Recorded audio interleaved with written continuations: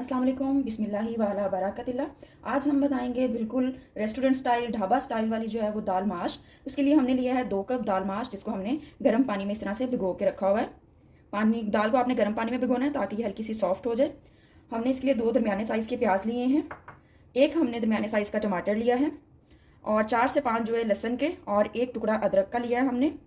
बारीक कटी हुई सब्ज़ मिर्च चाहिए हमें, और साथ ही बारीक कटा हुआ हमें अदरक भी चाहिए, ये हम गार्निशिंग में यूज़ करेंगे। हाफ़ बाउल हमें दही चाहिए, और ड्राई मसालों में हमने इसमें यूज़ किया है हाफ़ टी स्पून हमने सॉल्ट लिया है, वह जो है वो तकरीबन 1 टीस्पून हमने ब्लैक पेपर लिया है, हाफ़ टी स्पून हमने गरम मसाला पाउडर, हाफ़ टी स्पून धनिया पाउडर, हाफ़ टी स्पून हल्दी पाउडर लिया है, और 1/4 टीस्पून हमने सुरख मिर्च पाउडर लिया है। अब इन सारी चीज़ों को जो है वो सिर्फ सब्ज़ मिर्च और इस अदरक को छोड़कर हम बाकी सारी चीज़ें जो है वो जार में डालेंगे और इसका एक पेस्ट बनाएंगे। प्याज, टमाटर और लहसुन अदरक का हम पेस्ट बना लेंगे।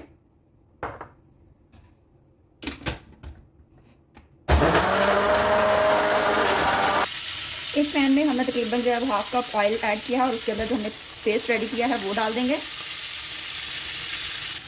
मसाले को अच्छी तरह से भूनने के बाद हम इसके अंदर तमाम ड्राई मसाले ऐड करेंगे, इसको अच्छी तरह से मिक्स कर लेंगे।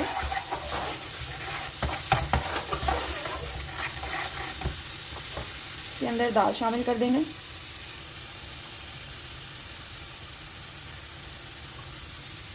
और साथ ही जो हमने हाफ बाउल दही का लिया है वो भी ऐड कर देंगे, और इसको अच्छी तरह से मिक्स करने के बाद हम तकरीबन 10 मिनट तक इसको भूनेंगे। इसके अंदर जो पानी था दाल के अंदर हमारा गर्म वाला, वो भी हमने इसके साथ ही ऐड कर दिया है, और इसी पानी के अंदर ही दाल पककर बिल्कुल तैयार हो जाएगी। अब हम इसको तकरीबन 10 मिनट के लिए लो मीडियम फ्लेम पर जो है वो कवर करके जो है वो पकाएंगे।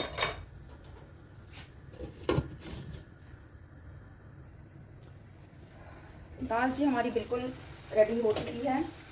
हम इसको हिला के देख लेंगे, ऑयल जो है वो बिल्कुल दाल से सेपरेट हो चुका हुआ है, और दाल हमारी जो है वो गल भी गई है। इसके अंदर जो है वो हम धनिया ऐड करेंगे, और थोड़ी सी कटी हुई सब्ज़ मिर्च ऐड करेंगे। अच्छी तरह से इसको हिलाएंगे, और इसको 2 मिनट के लिए सिर्फ दम पे रख देंगे।